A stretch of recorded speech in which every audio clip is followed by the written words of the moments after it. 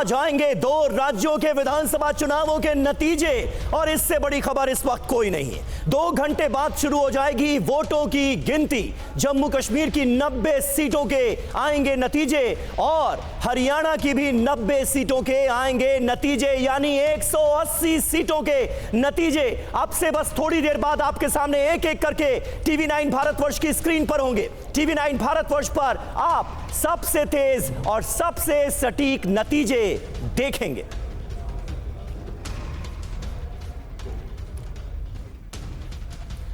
तो देखिए, आपके सामने हम आपको अपनी स्क्रीन डिस्क्राइब कर देते हैं कि आखिर आप टीवी 9 भारतवर्ष पर आज क्या क्या देखेंगे। सबसे ऊपर आप देख रहे हैं, हमारे ऊपर हरियाणा की टैली है, किस पार्टी को कितनी सीटें मिल सकती हैं या कौन सी पार्टी कितनी सीटों पर आगे चलेगी, वो सब आपको ऊपर दिखेगा। नीचे बिल्कुल आप देख रहे हैं जो टिकर के ऊपर, वो है जम्मू कश्मीर की टैली, जहां पर आप देखेंगे कि जम्मू कश्मीर में कौन सी पार्टी या कौन सा गठबंधन आगे चलेगा या कितनी सीटें हासिल करेगा। साथ ही साथ हम यहां पर हर सीट, हर जिला आपको बताएंगे। टीवी 9 भारतवर्ष पर रिजल्ट डे की सबसे बड़ी कवरेज आप देख रहे हैं। सभी मतगणना केंद्रों पर टीवी 9 के रिपोर्टर्स मौजूद हैं, इसलिए सबसे सटीक और सबसे तेज नतीजे आप टीवी 9 पर देखेंगे। टीवी 9 पर देखिए चुनावों का पहला रुझान अब से बस थोड़ी देर बाद टीवी 9 भारतवर्ष पर सबसे तेज और सटीक नतीजे होंगे आपके सामने। हाईटेक स्टूडियो से हर सीट का सटीक विश्लेषण हम आपके लिए करेंगे। हमारे तमाम सहयोगी इस वक्त हमारे साथ मौजूद हैं। इरफान कुरैशी लाल चौक श्रीनगर से हमारे साथ लाइव हैं। अंकित भट्ट हमारे सहयोगी जम्मू से हमारे साथ जुड़ चुके हैं। मोहित मल्होत्रा अंबाला से, अनिल विज के घर से हमारे साथ लाइव मौजूद हैं। रवि मिश्रा हमारे सहयोगी रोहतक से इस वक्त हमारे साथ जुड़ चुके हैं। लेकिन सबसे पहले अंकित, मैं आपका रुख करूंगा। आपके पीछे हलचल नजर आ रही है, क्या हो रहा है वहां पर जरा बताएं, और मतगणना केंद्रों पर किस तरह की तैयारियां की गई हैं जम्मू में? देखिए 10 साल के बाद जम्मू कश्मीर में विधानसभा के चुनाव हुए हैं। आज नतीजे आने वाले हैं, लेकिन ठीक इससे पहले क्योंकि 7:30 बजे से पोस्टल बैलेट की गिनती शुरू हो जाएगी। इस समय मैं मौजूद हूं जम्मू के सबसे प्रसिद्ध बावे वाली माता मंदिर में, और तस्वीरों में समीर आप देखिए कि जम्मू कश्मीर बीजेपी के अध्यक्ष रविंदर रैना यहां पर लगातार पूजा अर्चना करते हुए पूजा अर्चना कर रहे हैं। हवन यज्ञ यहां पर हो रहा है। खुद बीजेपी के अध्यक्ष ने यहां पर चुनाव में मोर्चा संभाला था, और आपको बता दें कि 2014 में नौशेरा विधानसभा से प्रत्याशी थे, जीत कर आए थे 10,000 वोटों से।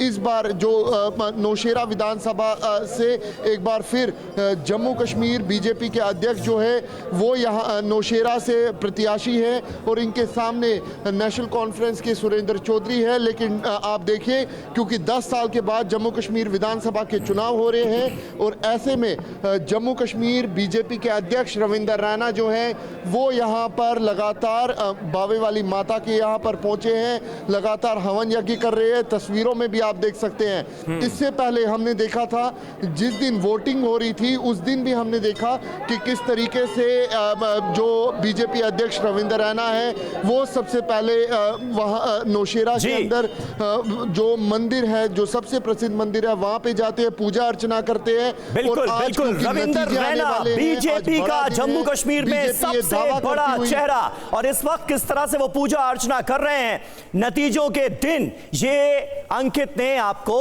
दिखाया। और हम अपने तमाम सहयोगियों का रुख करेंगे, उनके पास जाएंगे, लेकिन उससे पहले अहम खबर आपको बता दें, हरियाणा की 90 सीटों के भी नतीजे आ जाने हैं। 2 घंटे बाद शुरू होगी वोटों की गिनती हरियाणा में भी। पहले पोस्टल बैलेट की काउंटिंग होगी और उसके बाद फिर ईवीएम अपना रुख साफ करने लगेगी। 8 बजे का हर किसी को इंतजार है। जाहिर है कल की रात बहुत भारी थी जम्मू कश्मीर और हरियाणा के तमाम नेताओं के लिए, जिनकी साख दांव पर लगी हुई है। इन चुनावों के नतीजे आज सामने आने के बाद कहा यह जा रहा है कि बहुत कुछ बदल जाएगा, क्योंकि एग्जिट पोल के जो आंकड़े हमारे सामने आए हैं वो बीजेपी के लिए अच्छी खबर माने नहीं जा सकते।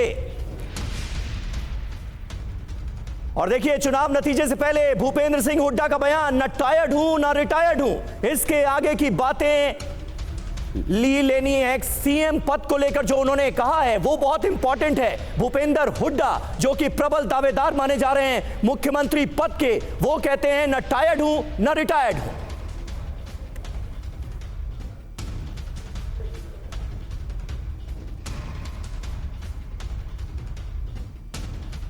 सर आपने पहले भी कहा था कि रिटायर नहीं हुए हैं, आप ना टायर हुए हैं, इसीलिए ये सवाल पूछा। अभी भी आप रिटायर? अब भी यही कह रहा हूँ, ना मैं टायर्ड हूँ ना रिटायर्ड हूँ। बोलो, नौजवानों को मौका देंगे क्या? सर हैट्रिक लगाने को तैयार है या टायर नहीं है? मैं क्या लगता हूँ आपको?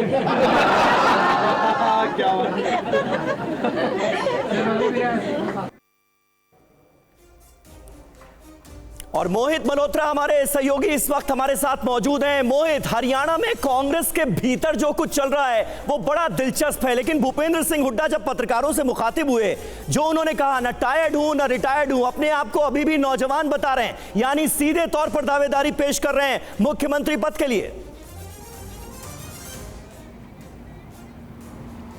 जी बिल्कुल, देखिए हरियाणा में कांग्रेस के अंदर लड़ाई यही है कि अगर कांग्रेस की सरकार आती है तो सीएम का चेहरा कौन होगा। भूपेंद्र सिंह हुड्डा को लेकर अब तक कयास लग रहे थे कि वो अपने बेटे दीपेंद्र सिंह हुड्डा का नाम आगे कर सकते हैं, लेकिन हुड्डा ने खुद को भी रेस में रखा है। उन्होंने साफ कर दिया है कि ना तो मैं टायर्ड हूं और ना ही रिटायर्ड हूं।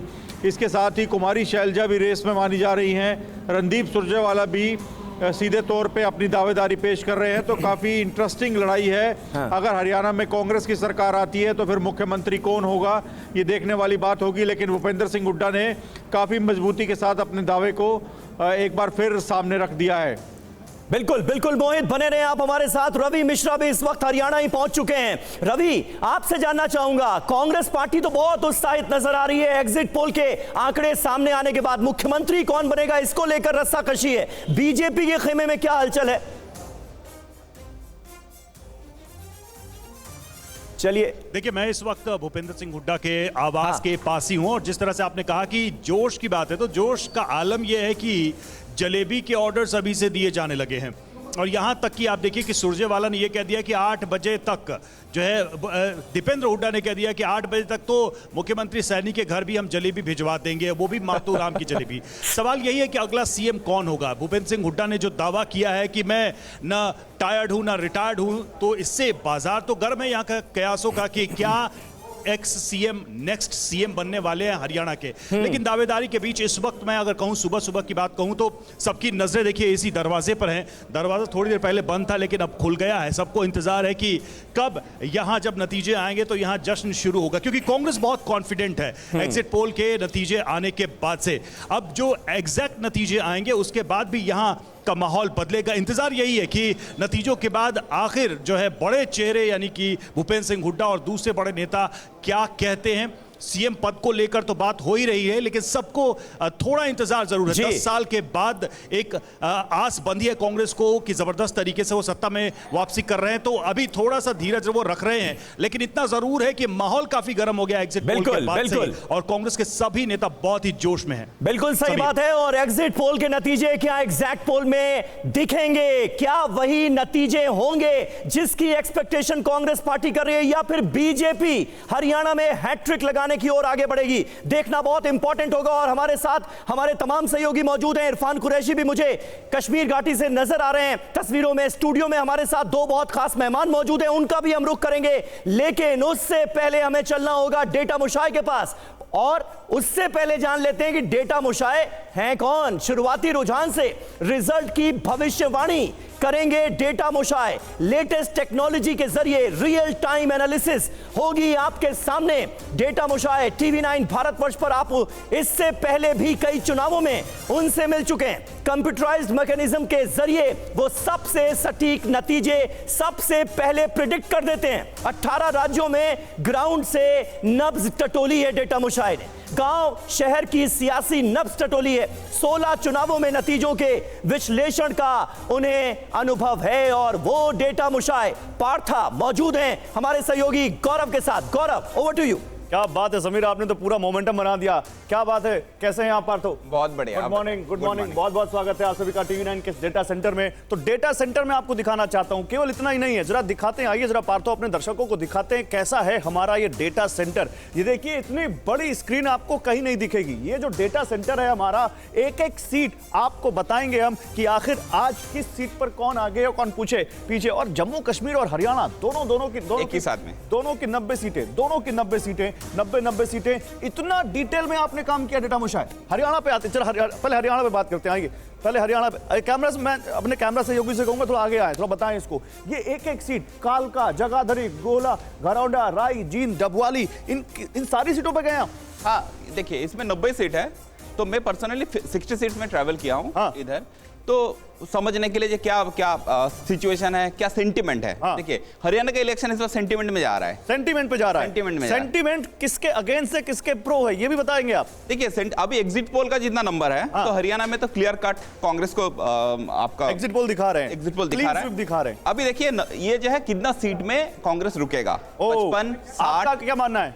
मुझे लग रहा है जो कांग्रेस 60+ सीट आएगा। ये हरियाणा हो गया, हरियाणा की 90 सीटें आपके सामने हैं। ऊपर भी दिखा दीजिए, ऊपर भी सीट पार्टी वाइज दिखा रहे हैं। बीजेपी, कांग्रेस, जेजेपी, एनएलओ, आप, अदर्स, उनको कितनी सीटें आएंगी, एक एक सीट का नतीजा, और ऊपर सीट भी दिखाएंगे आपको party wise. Similarly Jammu Kashmir, आप देखिए 90 सीटें यहां भी है। हालांकि 5 सीटों का खेला है जो आज पता चल जाएगा, लेकिन डेटा मुशाय हंस रहे हैं। BJP, Congress plus national conference, PDP, others, वो भी दिखाएंगे आपको। इसमें भी एक एक सीट पे गए आप। हाँ देखिए इधर क्या है, जम्मू कश्मीर को आप 2 पार्ट में डिवाइड कर सकते हैं, एक कश्मीर और जम्मू। ओके। कश्मीर में 47 सीट्स है। ओके। ये बीजेपी के लिए बहुत ही डिफिकल्ट एरिया है, घाटी में। हाँ। अभी जम्मू में 43 सीट्स है। हाँ। तो जो इक्वेशन जो है, जम्मू में बीजेपी 43 में कितना सीट जीत रहा है। ओके, ठीक है, आपका क्या आकलन है? तो मुझे लग रहा है बीजेपी 30 ±2 30 प्लस जाएगा। वो तो बीजेपी भी कह रही 35 के आसपास रहेंगे हम। तो मुझे लगा 30 ±2 में जम्मू से आएगा। ओके। कश्मीर से मुझे नहीं लगता बीजेपी कोई सीट जीत पाएगा। ओके, कश्मीर से बीजेपी का खाता नहीं खुलेगा, खाता आप नहीं कह रहे हैं। खुलेगा। लेकिन कश्मीर में भी घाटी में 18 सीटों पर चुनाव लड़े हैं वो। नहीं लड़ा है, बट उधर डेमोग्राफी ऐसा है ओके। जो आप समझ लीजिए उधर सीट निकालना बहुत मुश्किल तो मतलब आप भी कह रहे हैं देखिए बीजेपी उधर क्या एक्सपेक्ट कर रहा है, जे उधर इंडिपेंडेंस जीत जाए। ओके, ठीक है, एनसी ना जीते, ओके। पीडीपी नहीं जीते, तो नैया निर्दलीय पार लगाएंगे बीजेपी की अगर कुछ होता है तो। कुछ होता, अगर बीजेपी देखिए 35+ आ जाता है, ओके, तो समझ लिया 5 सीट अगर इधर मिल जाता है, हाँ। तो 40 हो जाता है। अच्छा एक बार जल्दी से इधर भी आ जाते हैं। ये तो आपने देखा ही नहीं, डेटा मुशाय का जो ब्रह्मास्त्र है वो ये है। डेटा मुशाय के पास जो ये 3D ग्राफिक्स, 3D टेक्नोलॉजी है, या कह सकते हैं AI टेक्नोलॉजी है, उसके जरिए जो आपके सामने ये मैप्स भी लाएंगे कलर वाइज, और इसमें पूरा district name, division, category, rural population, SC population, Jat vote, सब कुछ बताएंगे डेटा सब कुछ। और ये देखिए क्या होगा, एक रिजल्ट्स लोग बोलेंगे, हाँ। हम लोग बोलेंगे रिजल्ट्स क्यों आ रहा है। ओ, मतलब क्या रूरल अर्बन में वोटिंग हो रहा है, ओके, क्या ऐसे कुछ हो रहा है जो जाट वोटिंग कर रहा है, हाँ। क्या कलर देखिए कंपैरिजन, ये येलो कलर क्या ब्लू पे शिफ्ट होगा, हाँ। ये कहां पर देख के आप नतीजा बता देंगे, कलर देखकर। और क्या ये देखिए ये मल्टीपल सब कुछ है, आप डिस्ट्रिक्ट वाइज देख सकते हैं। आप देखिए आप कोई भी कम्युनिटी देखना चाहते हैं, अगर यादव कितना सीट है समझ लीजिए, करें Jat vote, Yadav vote, Punjabi vote, सब बता देंगे आप। सब बता ठीक है, देंगे। मुझे पीसीआर कह रहे हैं कि अभी बस सब कुछ डिस्क्लोज कीजिए। डायरेक्टर हमारे कह रहे हैं सुधीर की कुछ देर बाद सब कुछ बताएंगे, तो ठीक है, सब कुछ डिस्क्लोज नहीं कर रहे हैं, लेकिन यकीन मानिए अभी आपने कुछ नहीं देखा है। डेटा सेंटर में बहुत कुछ है आपको बताने के लिए, लेकिन पहले चलते हैं समीर के पास। समीर, ओ जी। बिल्कुल गौरव, और एक लाइन में ही समराइज कर दिया पार्था ने कि नतीजे आ रहे हैं, ये सब बताएंगे, नतीजे क्यों आ रहे हैं ये हम बताएंगे। और देखिए इस वक्त एक अहम खबर, जम्मू रीजन में 43 सीटों के जो नतीजे आ जाने हैं उस पर भी सबकी नजरें हैं। कश्मीर की 47 सीटों पर भी मतगणना होगी। जम्मू में बीजेपी की स्थिति मजबूत नजर आ रही है, कश्मीर में कमजोर नजर आ रही है। हमारे संवाददाता इरफान कुरैशी इस वक्त हमारे साथ मौजूद हैं। जम्मू कश्मीर के चुनाव, जम्मू कश्मीर के नतीजे बहुत इंपॉर्टेंट हैं। इस साल 10 साल बाद चुनाव हुआ है और उसके नतीजों का हर कोई इंतजार कर रहा है। इरफान, लेकिन मैं आपसे जानना चाहूंगा, अभी डेटा मुशाय हमारे बता रहे थे कि कश्मीर में बहुत बुरी स्थिति में है भारतीय जनता पार्टी। करीब 10 साल से आप कश्मीर की सियासत को देख रहे हैं, क्या लगता है, आप भी तो हर जगह हर सीट पर घूमे हैं। देखिए बिल्कुल समीर, आपने सही कहा, साख तो सबकी दांव पर लगी हुई है, लेकिन भारतीय जनता पार्टी ने हालांकि कश्मीर घाटी में बहुत कोशिश की थी, लेकिन कहीं न कहीं उनकी नज़र अभी भी गुरेज की एक सीट पर है और करना की सीट पर है, क्योंकि वहाँ से जो कैंडिडेट लड़ रहे हैं उनकी स्थिति वहाँ थोड़ी ठीक है, बेहतर है, तो वहाँ पर वो अच्छा टक्कर दे सकते हैं। और कहीं न कहीं उम्मीद अभी भी भारतीय जनता पार्टी की है कि वो कम से कम एक सीट पर घाटी से खाता खोले। दूसरा, उनकी नज़र निर्दलियों पर है, लेकिन निर्दलियों में सबसे बड़ी चुनौती ये है कि जितने भी निर्दलीय लड़ रहे हैं वो तो या तो अवामी इत्तेहाद पार्टी जो इंजीनियर रशीद की पार्टी है, या तो जमात इस्लामिया की पार्टी से लड़ रहे हैं, या कुछ छोटी पार्टीज़ है। उनके क्या नंबर आएंगे वो बड़ा सवाल रहेगा। अगर उनके नंबर आते हैं तो बीजेपी की स्थिति थोड़ी बेहतर हो सकती है जम्मू कश्मीर में। हालांकि उनको 5 नॉमिनेटेड सीट्स का भी एज है भारतीय जनता पार्टी को, लेकिन इस बीच कांग्रेस और नेशनल कॉन्फ्रेंस को एक बड़ा एज ये है कि अगर कांग्रेस जम्मू डिवीजन में अच्छा और बेहतर परफॉर्म कर सकते हैं तो वो अकेले ही सरकार बनाने में सक्षम हो सकते हैं। लेकिन इस बीच लगातार ये भी सामने आ रहा है कि जो पीपल्स डेमोक्रेटिक पार्टी होगी वो कहीं ना कहीं एक इंपॉर्टेंट रोल अदा करेगी। कई महत्वपूर्ण फैक्टर्स हैं जिन पर आगे भी इरफान हम आपसे बात करेंगे और डिटेल जानकारी अपने दर्शकों तक पहुंचाएंगे। आज है नतीजों का दिन और पहला रुझान 1 घंटे 14 मिनट बाद TV9 भारतवर्ष पर आपके सामने होगा। जम्मू कश्मीर में क्या होगा, बहुत दिलचस्पी है सबकी, क्योंकि 10 साल बाद विधानसभा चुनाव हुए हैं। और देखिए उमर अब्दुल्ला का जहां तक जिक्र है, उमर अब्दुल्ला 2 सीटों से लड़ रहे हैं चुनाव। गांदरबल और बडगाम सीट से चुनावी मैदान में उमर अब्दुल्ला रहे। बारामूला से लोकसभा सीट हार गए थे उमर अब्दुल्ला। यह चुनाव बहुत अहम है, गठबंधन की तरफ से सीएम कैंडिडेट हो सकते हैं उमर अब्दुल्ला, इसलिए जाहिर है उन पर सबकी निगाहें हैं। हमारे साथ स्टूडियो में कई खास मेहमान भी मौजूद हैं, उनसे बात करें, लेकिन उससे पहले उमर अब्दुल्ला को सुन लेते हैं, क्या है उनकी राय।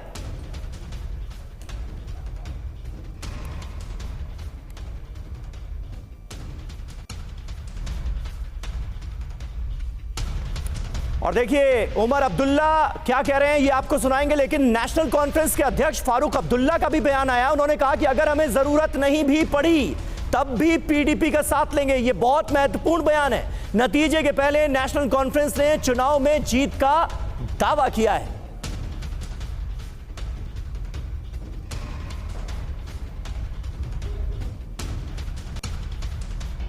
अगर हमें जरूरत भी नहीं पड़ी हम तब भी लेंगे, क्योंकि अगर हम लोगों ने चलना है, इकट्ठे चलना है। मैं उनका शुक्रिया करता हूं, दिल से शुक्रिया करता हूं कि हम लोग इकट्ठे रियासत को बनाने की कोशिश करेंगे। आपसे बात होगी महबूब से? नहीं, मेरी कुछ बात नहीं, मैंने सिर्फ अखबार में पढ़ा है। और कश्मीर से ही ताल्लुक रखने वाले वरिष्ठ पत्रकार बशीर असद साहब हमारे साथ स्टूडियो में ही मौजूद हैं। बशीर साहब, फारूक अब्दुल्ला का यह कहना कि अगर जरूरत नहीं पड़ी तो भी पीडीपी को साथ लेंगे, इसे कैसे आप देखते हैं और क्या आसार नजर आ रहे हैं? एग्जिट पोल में तो त्रिशंकु विधानसभा के संकेत मिले। समीर, ये 1996 से जम्मू कश्मीर में हमेशा जो असेंबली इंतखाबात हुए वो उसमें कोलिशन धर्म ही चला आया है, और इस बार भी कोलिशन में ही, अलायंस में ही कोई भी हुकूमत बन सकती है, वो बीजेपी की हो या नेशनल कॉन्फ्रेंस की हो।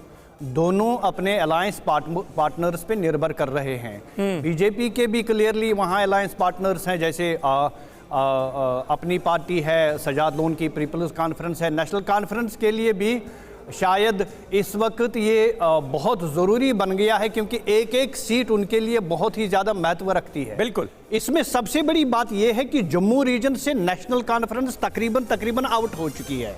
अच्छा। पहले नेशनल कॉन्फ्रेंस को जम्मू रीजन के कई इलाकों में सीटें मिलती थी, अब वहां से वो खाली हो चुकी है, सिर्फ घाटी के ऊपर निर्भर कर रही है।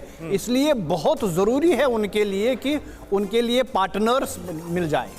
ये इसीलिए फारूक साहब बार बार महबूबा मुफ्ती वगैरह वगैरह को अपने साथ ले जाने की बात कर रहे हैं, नंबर 1। नंबर 2, जिस सिचुएशन में, जिस सूरत हाल में इलेक्शन हो रहे हैं, 10 साल के बाद हो रहे हैं जैसा आप बता रहे हैं जी, और एब्रोगेशन के बाद हो रहे हैं। बिल्कुल। इस वक्त की स्थिति टोटली डिफरेंट है। और फारूक साहब जो बार बार सामने आते हैं, ये इस बात की अक्कासी करता है कि उमर साहब जो नए चैलेंजेस उनके लिए होंगे पोस्ट एब्रोगेशन, वो शायद उन चैलेंजेस को अभी ज्यादा रियलाइज नहीं कर पा रहा है जितना फारूक साहब कर रहे हैं। ठीक है। और इस बीच देखिए बीजेपी उम्मीदवार रविंदर रैना की किस्मत का भी फैसला होना है आज। नौशेरा से चुनाव लड़ रहे हैं रविंदर रैना। जेकेएनसी के सुरेंद्र चौधरी ने उन्हें टक्कर दी। 2014 में भी रविंदर रैना ने सुरेंद्र चौधरी को दी थी मात। यकीनन जीत होगी। मां भगवती, महाकाली, मां वैष्णो रानी माँ दुर्गा अष्ट भवानी, माँ जगदम्बा के आशीर्वाद से जम्मू कश्मीर में, पूरे भारत में, विश्व में देवीय शक्तियों की जीत होगी, सज्जन शक्तियों की जीत होगी। धर्म की जय हो, अधर्म का नाश हो, प्राणियों में सद्भावना हो, विश्व का कल्याण हो। तो रामकृपाल जी, आर्टिकल 370 हटाए जाने के बाद पहला विधानसभा चुनाव बीजेपी को किस स्थिति में आप देखते हैं? अभी तक जो संकेत मिले हैं उसके हिसाब से जम्मू में स्थिति काफी मजबूत है, लेकिन कश्मीर में शायद ही खाता खुले, ये स्थिति है। बिल्कुल, देखिए वैली में तो वैसे भी बीजेपी का कुछ था नहीं, और इस बार भी उन्होंने वहां कोई लड़ने की कोशिश भी नहीं की है। वो इस भरोसे हैं कि जो निर्दलीय हैं, अब ये बहुत, उसमें से कितने ऐसे हैं जो बीजेपी के साथ आ सकते हैं या उनके प्रॉक्सी लोग हों। कई लोग तो दावा कर रहे हैं, जैसे इन्होंने, कि हमारे समर्थन से बीजेपी, मतलब बीजेपी के समर्थक हैं वहाँ जो निर्दलीय हैं। जी जी। अब देखिए 1 घंटे 1.5 घंटे बाद नतीजे आने शुरू हो जाएंगे, पता चल जाएगा। लेकिन समीर भाई, जैसे पहले भी रहा है, देखिए जम्मू और वैली, ये ऐसा लगता है एक स्टेट के भीतर 2 स्टेट हैं। तो हमेशा से रहा है जम्मू बीजेपी के खाते में और वैली वहाँ के जो नेशनल कॉन्फ्रेंस है या पीडीपी रही हो। अब जैसे इस बार कांग्रेस के साथ मिलकर लड़ रहे हैं, तो जो नतीजे आ रहे हैं वैली में वो अच्छा करेंगे, जम्मू में शायद बीजेपी अच्छा करे। अब मेजॉरिटी किसकी बनती है, जैसा कि हमारे मित्र कश्मीर अभी कहा जब साहब ने, तो ये लगता है कि त्रिशंकु कुछ न कुछ हो सकता है कि किसी की जरूरत पड़े उसमें निर्दलीय भूमिका निभाएंगे। हाँ। लेकिन मैं ये कहता हूँ कि आजकल एग्जिट पोल पर बहुत ज़्यादा डिपेंडेंट हम लोग ना हो। कई बार पब्लिक ऐसा चौंकाती है, जैसे आप देखें छत्तीसगढ़ और मध्य प्रदेश के चुनाव में हुआ था। बिल्कुल, और छत्तीसगढ़ वाकई अपने आप में बहुत बड़ा एग्जाम्पल है जिसका आपने जिक्र किया। लेकिन अगर त्रिशंकु विधानसभा नजर आई तो फिर जो राज्यपाल की तरफ से 5 नॉमिनेटेड विधायक बनने वाले हैं, उनकी भूमिका बहुत महत्वपूर्ण हो जाएगी, उस पर भी आगे बात करेंगे। चुनाव नतीजों से पहले देखिए, कांग्रेस ने खास तैयारी की है। हरियाणा चुनाव जीतने पर बांटी जाएगी जलेबी, लड्डू के साथ साथ जलेबी बनाने का भी ऑर्डर दिया गया है। नतीजों के बाद सीएम नायब सिंह सैनी को भी जलेबी भेजने की तैयारी में है कांग्रेस। चुनाव प्रचार के दौरान राहुल गांधी ने की थी जलेबी की तारीफ। और जयशंकर जी, कौन खाएगा जलेबी और किसके दफ्तर में नजर आएगा सन्नाटा? क्या आकलन है आपका? जो एग्जिट पोल है वो हरियाणा को लेकर तो खास तौर पर एक तरफा नजर आ रहा है, कांग्रेस के फेवर में नजर आ रहा है। स्थितियां कैसी देखते हैं आप? नहीं, मैं रामकृपाल जी से सहमत हूं कि एग्जिट पोल के रुझान कई बार गलत साबित हो जाते हैं। जैसे लोकसभा के चुनाव में ही था। हाँ। लोग 390 और 400 सीटों की जीत बता रहे थे बीजेपी के लिए, लेकिन वो 240 पर सिमट के आ गई थी। तो इस बार हो सकता है कि हरियाणा के जो एग्जिट पोल्स के रुझान हैं, वो रुझान से कुछ ज़्यादा ही खराब स्थिति बीजेपी की हो जाए तो कोई बहुत आश्चर्य नहीं होगा।